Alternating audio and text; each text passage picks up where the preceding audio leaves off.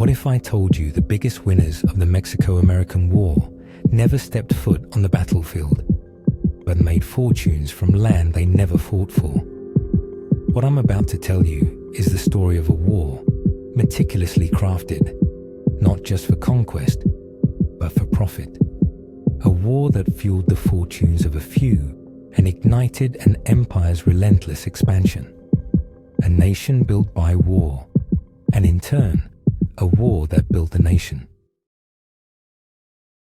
In the 1840s, the world was engulfed in conflicts, each driven by different motives. The most powerful nations sought to assert their dominance, fueling expansionist policies that reshaped borders and ambitions. Amid this global struggle, the United States found itself in a prime position to expand its territories. Having secured independence from Britain in 1776 and later acquiring additional lands to the west after a second war with Britain, the young nation was eager to push its frontiers even further. Beyond its existing borders lay vast, unclaimed lands, at least in the eyes of American expansionists. These territories, however, were already claimed by powerful rivals including Britain, Spain, and following its independence, Mexico. Yet driven by the belief in its manifest destiny, the United States looked westward, ready to stake its claim in the unfolding struggle for dominance in North America.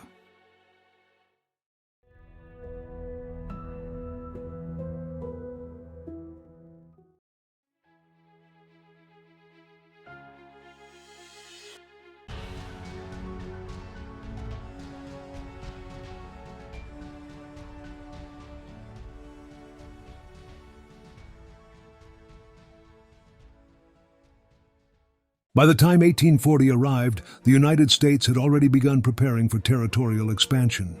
However, from this year onward, armament production skyrocketed. Several global events contributed to the timing of these U.S. policies, making it an opportune moment for aggressive expansion. First, Britain was no longer a direct adversary on U.S. soil. In fact, after 1820, Britain's ability to maintain its global dominance in Asia, the Middle East, and the Americas had significantly weakened.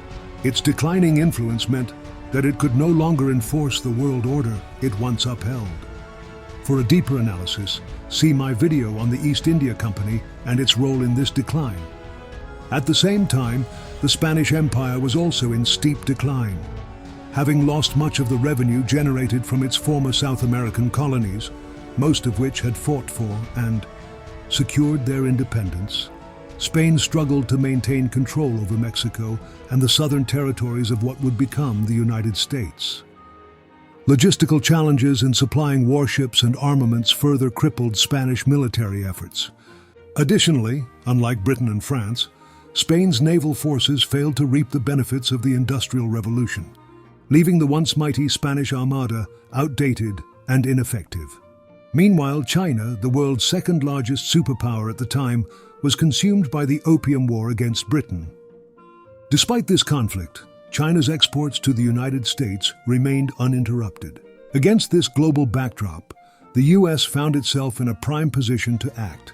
With a booming internal economy and an insatiable drive for expansion, the nation seized the moment to invade Mexico and acquire vast swaths of land, reshaping its future in the process.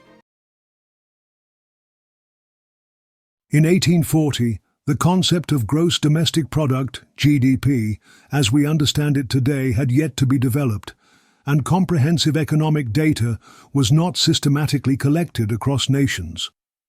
However, based on historical records and estimates, we can assess the relative economic strength and influence of various countries and empires during that time. At the forefront of global economic power was the United Kingdom, the undisputed leader of the Industrial Revolution. Britain's industries were booming, its trade routes spanned the globe, and its navy ensured its dominance over international commerce. With an expanding colonial empire supplying raw materials and markets, the British economy was the most advanced and influential of the time. Meanwhile, the Qing dynasty of China, though facing internal decline and external pressures, remained one of the world's largest economies. Its sheer population size and vast agricultural output sustained its economic weight, despite growing challenges from foreign powers, particularly Britain during the Opium Wars.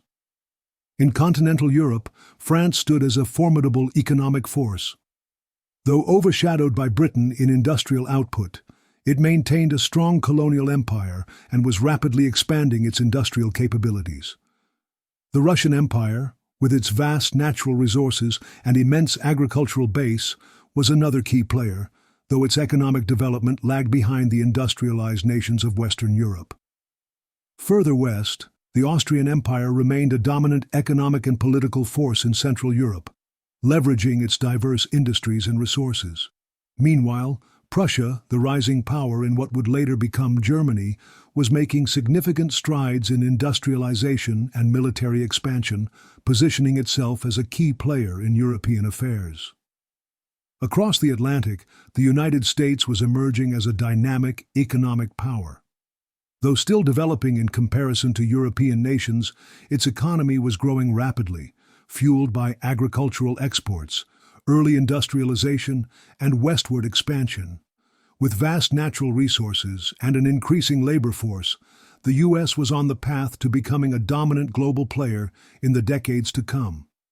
In this shifting global landscape, industrialization, colonial expansion, and resource control shaped the economic powerhouses of the 19th century, setting the stage for future geopolitical transformations. We have restricted credit, we have restricted opportunity, we have controlled development, and we have come to be no longer a government by free opinion, no longer a government by conviction and the vote of the majority, but a government by the opinion and duress of small groups of dominant men. Woodrow Wilson was mistaken in believing that the financial turmoil began in the 1900s. In reality, it started much earlier, in 1839. Between 1839 and 1842, 9 of the 13 states and territories defaulted, leaving investors empty-handed. The federal government did not intervene to rescue these states. Instead, it introduced the Tariff of 1842, also known as the Black Tariff.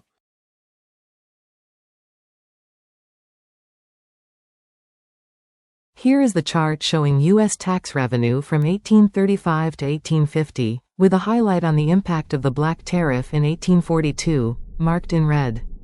The tariff was a protectionist measure that influenced revenue trends. Maybe is that what Trump wants to achieve? This measure was enacted to raise revenue for the federal government and protect American industries by increasing import duties on foreign goods. Does this sound familiar in the context of today's political situation in America? Years earlier, state banks had been dismantled, and the U.S. government had begun relying on private banks to issue U.S. bonds.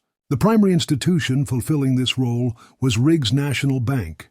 This bank issued U.S. Treasury bonds and sold them to investors primarily in the UK and the Netherlands. It is important to note that many British investors were fleeing London for opportunities in America, particularly those who had accumulated wealth through the East India Company, both in the Netherlands and Britain.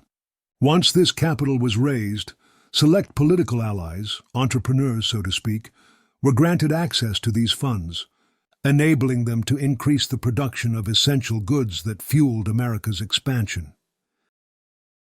In the mid-19th century, Riggs National Bank successfully marketed U.S. Treasury bonds to British and Dutch investors by leveraging government trust, high yields, and economic stability. Amid European financial instability, Riggs highlighted U.S. bonds as safe investments, using London and Amsterdam financial networks to attract wealth. With gold-backed assurances and strong trade ties, the bank appealed to aristocrats and financiers, positioning U.S. bonds as lucrative, secure assets in an era of global economic transformation. 3 key figures in this economic shift were John Jacob Astor, the DuPont family, and Cornelius Vanderbilt.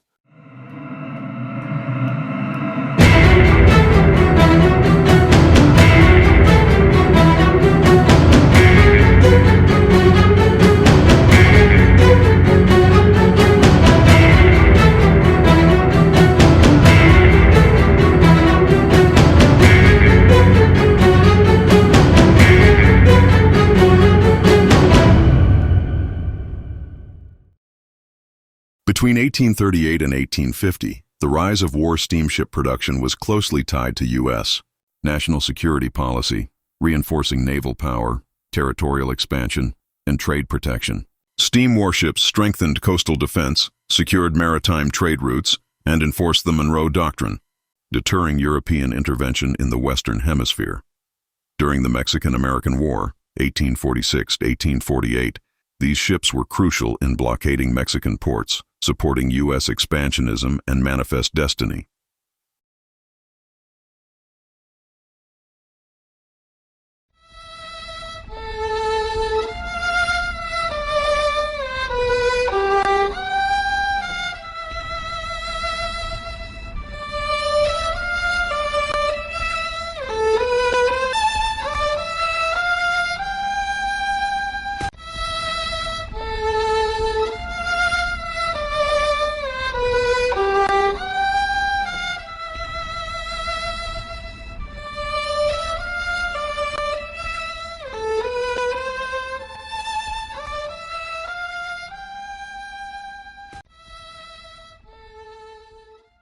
The California Gold Rush, 1849, increased the need for naval security, driving further investments in shipbuilding. As the American economy expanded, so did its naval capabilities, establishing the U.S. as a rising maritime power, aligning military strategy with economic and geopolitical ambitions in the 19th century.